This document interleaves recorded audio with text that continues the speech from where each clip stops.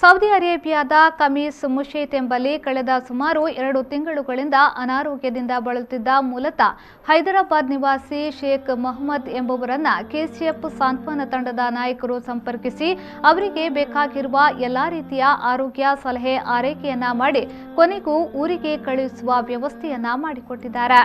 ಈ ಒಂದು ಸಾಂತ್ವನ ಸೇವೆಗೆ ಕೆಸಿಎಫ್ ಶಮೀಸ್ ಮುಷೀತ್ ಸೆಕ್ಟರ್ ನಾಯಕರಾದ ಜನಾಬ್ ಅಬ್ದುಲ್ ರಜಾಕ್ ಬನ್ನೂರು ಹಾಗೂ ಸಲ್ಮಾನ್ ಚಿಕ್ಕಮಗಳೂರು, ಖಾಲಿದ್ ಕಬಕ, ಇಕ್ಬಾಲ್ ಮದನಿಪಾ ಅವರು ಕೆಸಿಎಫ್ ಮದೀನಾ ಸಾಂತ್ವನ ವಿಭಾಗದ ನಾಯಕರಾದ ಅಬ್ದುಲ್ ರಜಾಕ್ ಉಳ್ಳಾಲ್ ಸ್ನೇಹಿತರ ತಂಡ ನಡೆಯಲು ಸಾಧ್ಯವಾಗದ ಶೇಖ್ ಮೊಹಮ್ಮದ್ ರವರನ್ನ ಜಿದ್ದಾ ವಿಮಾನ ನಿಲ್ದಾಣದ ಮೂಲಕ ಪ್ರತ್ಯೇಕ ಆಸನದ ಸೌಕರ್ಯವನ್ನು ಏರ್ಪಡಿಸಿ ತಾಯ್ನಾಡಿಗೆ ಕಳುಹಿಸಲು ಯಶಸ್ವಿಯಾಗಿದ್ದಾರೆ।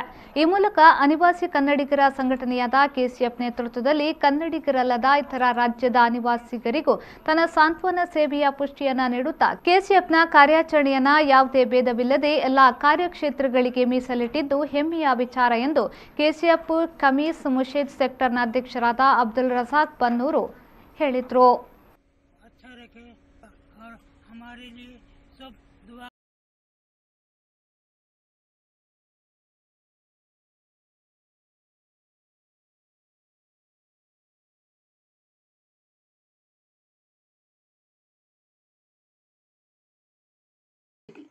केसीएफ की तरफ से बहुत बहुत शुक्रिया, आप लोगों की तरफ से भी बहुत शुक्रिया।